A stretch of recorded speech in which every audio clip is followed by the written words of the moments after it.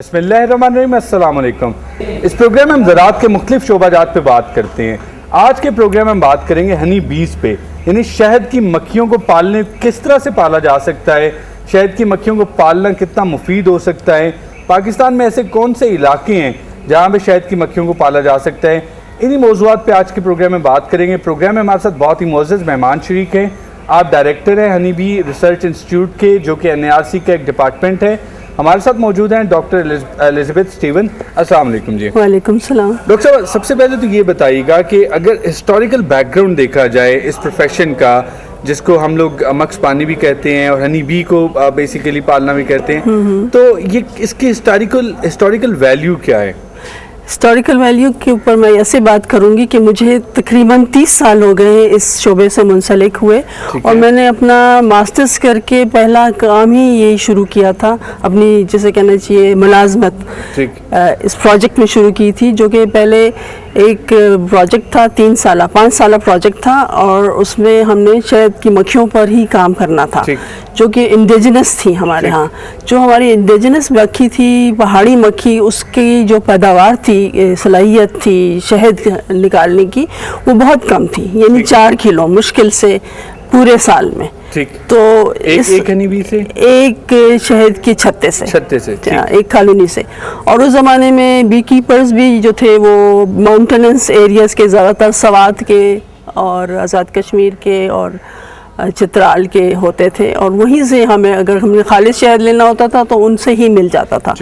लेकिन 1977 और 78 में हमने इस प्रोजेक्ट के तहत इंट्रोड्यूस करवाई अपनी ऑस्ट्रेलियन बी, जो कि वलायती मक्खी या यूरोपीय मक्खी कहलाती है, और इसकी सलाहियत शहद पैदा करने की हमारी देसी मक्खी यानी पहाड़ी मक्खी के निस्बत कोई 4-5 गुना ज़्यादा है। यानी ये 15 से 20 केजी जो है शायद एक छत्ते से हासिल होता है। बिल्कुल ले सकती है। अगर हम वैसे ओवरऑल हिस्टोरिकल वैल्यू की बात करें कि शहद की मक्खी को कहा जाता है कि ये बड़ा पुराना पेशा है, इंसान बड़े अरसे से इसको करता आ रहा है। बिल्कुल। तो उस तनाजुर में इसकी वैल्यू क्या है? उस तनाजुर में इसकी वैल्यू है कि 7000 साल पहले केव्स में पेंटिंग्स नज़र आती हैं। इसका मतलब है कि शहद की मक्खी का और इंसान का ताल्लुक तब से कायम है, लेकिन इसकी जो मतलब इवोल्यूशन हुई है, यानी कि ये जब मार्ज़ वजूद में आया है, जब खुदा ने इसको बनाया है, तो वो है तकरीबन 30 मिलियन ईयर्स से पहले की बात। तो इसका जो ताल्लुक ज़्यादा जो है वो पौधों से है, यानी फूलों से है, जिससे ये अपनी खुराक पैदा करती है या खुराक लेके आती है अपने बच्चों के लिए। असल में तो ये अपने लिए जमा करती है, लेकिन इंसान का जब इसके साथ ताल्लुक पैदा हुआ और इंसान ने इसको ऑब्ज़र्व करना शुरू किया, तो ये भी मालूम हुआ कि इससे बहुत मुफीद चीज़ मिलती है, जो कि है शहद की सूरत में। और अब साइंसी तहकीकात के बाद और इसकी ऑब्ज़र्वेशन करने के बाद बहुत ज़्यादा हमें सिर्फ शहद ही नहीं बल्कि 5-6 और चीज़ें भी इससे हासिल हो सकती हैं, जिनसे हमारे जो मगज़बान हैं अभी वाकिफ़ नहीं हैं, जिनको हम ट्रेनिंग में बताते हैं कि आप शहद के अलावा ये चीज़ें भी हासिल कर सकते हैं। मसलन मोम है, नहली सरेश है, पॉलन है, ज़रीगुल जिसे कहते हैं, और रॉयल जेली है, नहली कहते हैं इसको, शाही खुराक कहेंगे इसको। और इसके अलावा जो इसका डंग में जो जहर होता है, वो भी आपको एलर्जी रिएक्शंस जिनकी होती हैं, जो सेंसिटाइज करने के लिए उनके लिए इंजेक्शन तैयार होते हैं। उससे बिल्कुल सही। अगर पेशे के हिसाब से देखा जाए कि जब से इसको पालना शुरू किया मक्खियों को, चूँकि नॉर्मली इंसान हमेशा उस चीज़ से दूर भागता है जिसको काटती है, जो डंग मारती है। ऑब्वियसली आप जानते हैं कि हम इस वक्त यहाँ पे इसलिए प्रोग्राम कर रहे हैं, नाज़रीन हमारे बिल्कुल करीब यहाँ पे एक बड़ी खूबसूरत कॉलोनी बनी हुई है, जिसकी इंसर्शन आप अपने प्रोग्राम में देख रहे होंगे। लेकिन चूँकि मक्खी जो है वो ख़तरनाक होती है, डंग मार सकती है, इसलिए हमें थोड़ा साइड पे होकर प्रोग्राम करना पड़ रहा है। चूँकि मक्खी जो है वो ख़तरनाक है, डंग भी मार सकती है, तो किस तरह से इंसान ने रियलाइज़ किया कि एक चीज़ जो ख़तरनाक है, जो मोहलिक हो सकती है, जो डंग मार सकती है, बट स्टिल उसको पालना शुरू किया, और कैसे इतना मुमकिन हो सका कि मक्खी की तरबियत भी होगी, हनी बी की तरबियत भी होगी, कि उसको अंदाज़ा हो गया कि उसके दोस्त और दुश्मन का अंदाज़ा हो गया कि किसको डंग मारना और किसको डंग नहीं मारना। वाकई जो मगज़बान है, जो इससे मक्खी को पालना जानते हैं, या जो जो डर निकल जाता है एक मगज़बान का मक्खी से, वो बहुत अच्छी तरह से पाल सकता है और मक्खी भी उसे पहचानने लगती है, तो उसको डंक नहीं मारती। और इसका मतलब ये है कि आप मक्खी को ज़्यादा डिस्टर्ब नहीं करें।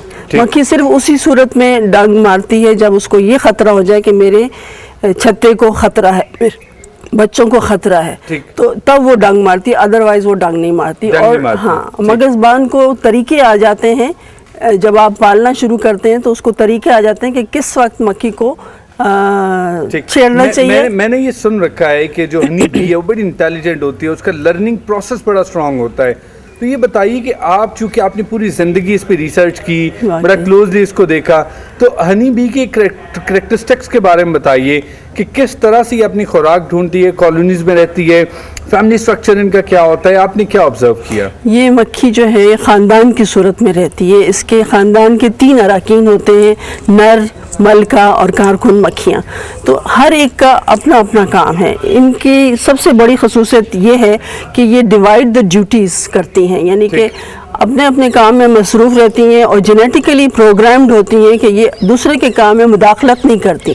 जैसे नर का काम है कि उसने मिलाप करना है मलका मक्खी से, मलका का काम है कि उसने अंडे देने हैं, कारकुन मक्खी का काम है कि उसने सारे घर के जो काम हैं, ख़ानदान के काम है, उसने ही करने हैं। खुराक लेके आनी है और बच्चों के घरों की सफाई करनी है, बच्चों को खुराक देनी है, मलिका की देखभाल करनी है, मलिका की सफाई करनी है, फिर छत्ते को गर्म या ठंडा रखने के लिए उसने जो कुछ करना होता है वो करती है। तो बहुत सारे काम करती है जो कारकुन मक्खी होती है। तो इसके अलावा इनके आपस में कम्युनिकेशन भी होती है, जो कि एक डांस के सूरत में होती है, जिसको बैगल डांस कहते हैं, जिसको सिर्फ मक्खियाँ ही समझ सकती हैं एक दूसरे से, क्योंकि वो एक तरह से मैसेज देती हैं। और इनके यहाँ डेमोक्रेसी होती है, इनके यहाँ लॉयल्टी होती है, इनके यहाँ। अच्छा, मक्खियों के यहाँ भी डेमोक्रेसी होती है? जी बिल्कुल। तो बताइए कि इनके यहाँ किस तरह से डेमोक्रेसी, किन चीज़ों पे डेमोक्रेसी की जरूरत? मसलन जब बाहर के सीज़न आता है तो इनकी कॉलोनी मल्टीप्लाई होती है, ठीक है। जब मल्टीप्लाई होती है तो उसका मतलब है कि मलिका जो है वो अंडे दूसरे दे देती है, जिससे मलिका मक्खियाँ बननी होती हैं। तो जब मलिका ने जाना होता है दूसरी जगह में, तो वो स्वार्म की सूरत में अपने पहले बक्से से अलग हो जाती है। पुरानी मलका जो है नई मलका के लिए जगह छोड़ती है और वो जाती है। तो उसके लिए वो जाके पहले एक दरख्त के पास रुकती है, ऐसी जगह पे रुकती है जहाँ पे वो बैठ के इंतज़ार करेगी कि कौन सी जगह पे मुझे अभी मूव करना है। मक्खियाँ जो स्काउट बीज कहलाती हैं, वो जाती हैं मुख्तलिफ जगहें, देखती हैं कि कौन सी बेहतरीन जगह है। वो जब देख लेती हैं तो कुछ मक्खियाँ इधर चली गई, कुछ उधर चली गई, कुछ उधर चली गई, कुछ एक तरफ से इंफॉर्मेशन ला रही है, कुछ दूसरी तरफ से ला रही है, कुछ तीसरी तरफ से ला रही है। वो अपनी इंफॉर्मेशन डांस के थ्रू मैसेज कन्वे करती हैं और उससे ये होता है कि मक्खियों को पता चल जाता है कि ये मक्खी जो है ये इस तरफ का इशारा दे रही है, इस तरफ खुराक है, इस तरफ नहीं है, इस तरफ अच्छा घर है जहाँ वो जा सकती हैं। तो फिर ये लोग कंसेंसस करती हैं आपस में, जिस तरफ ज़्यादा मक्खियाँ उस तरफ जाएंगी उस तरफ फिर वो मलका को भी वही पड़ेगा। बड़ी इंटरेस्टिंग बात है कि मतलब इनके अंदर जेनेटिकली ये चीज़ है कि जब इनकी कॉलोनी मल्टीप्लाई करना होता है तो मलका खुद वो कॉलोनी को छोड़ देती है और जो नए जो अंडों से नई मक्खियाँ आती हैं जो मलका बनने काबिल होती हैं वो वही रह जाती हैं, वो टेक ओवर कर लेती हैं। आप देखेंगे किस तरह से जो पावर का एक सारे का सारा सिस्टम है और इवन मक्खियों में भी डेमोक्रेसी है। मक्खियाँ भी इस चीज़ को समझती हैं कि कंसेंसस है, जहाँ पे ज़्यादा कारकुन, और सबसे इम्पॉर्टेंट चीज़ कारकुन मक्खियाँ बताती हैं अपनी मलका को कि हमने कहाँ पे एक छत्ता बनाना है, कहाँ पे घर बनाना है, और मलका को मानना पड़ता है। अनफॉर्चुनेटली हमारे यहाँ तो इंसानों में अशरफुल मखलूक़ात होने के बावजूद भी शायद बाज़ दफ़ा ऐसा नहीं होता कि अवाम जो कह रही होती है हमारे हुक्मरान शायद उस तरह से नहीं कर रहे होते हैं। ये बताइएगा कि अगर प्रोफेशन की बात की जाए कि कुछ लोग इसको एज अ प्रोफेशन अपनाना चाहते हैं, कितना सूदमंद हो सकता है, फ़ायदेमंद हो सकता है? बहुत ज़्यादा फ़ायदेमंद हो सकता है, क्योंकि आज से 30 साल पहले ये मक्खियाँ आई थी, सिर्फ 30 कॉलोनियाँ आई थी, ऑस्ट्रेलिया से मंगवाई गई थी। लेकिन इस वक्त मुल्क में 4 लाख कॉलोनियाँ हैं। तो वो इसी वजह से हुई हैं कि लोगों ने इंटरेस्ट लिया, लोगों ने उन्हें पाला और एक मगज़बान जो कि 100 मक्खियाँ 100 डब्बे पाल सकता है, उसकी आमदन महीने की 20,000 तक जा सकती है। सही। तो इस तरह से इस वक्त कोई 27,000 खानदान जो हैं वो फ़ायदा उठा रहे 27,000 हैं खानदान इससे फायदा और उठा रहे हैं। 12,000 यहाँ पे एक छोटा सा ब्रेक का वक्त हो रहा है, छोटा सा ब्रेक लेंगे और ब्रेक के बाद वापस आएंगे तो मजीद इसी मौजू पे बात करेंगे।